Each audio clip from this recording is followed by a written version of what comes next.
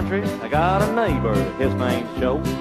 Me and Joe don't get along just so.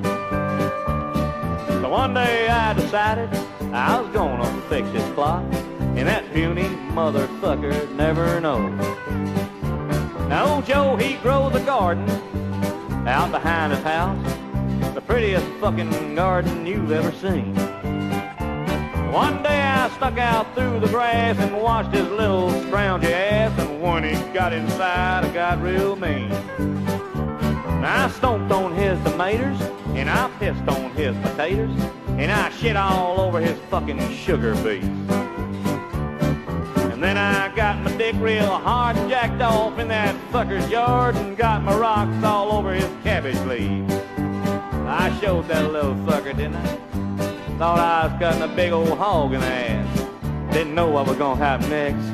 Listen to him.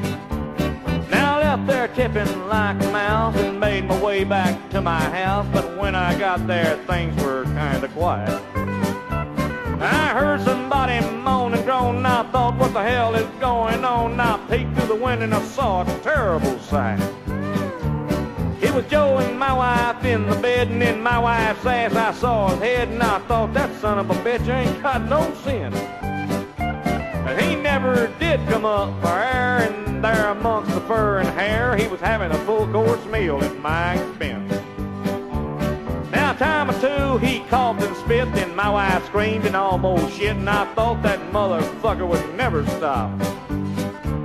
But he finally quit and grabbed his pants, and up the road I watched him dance, acting like old Johnny on the spot. Oh, I fucked up his eating, and he ate up my fucking. I didn't know the bastard was the kind that went for sucking. Well, I was in his garden, he was in my cornfield shucking, and now my wife is throwing rocks at me.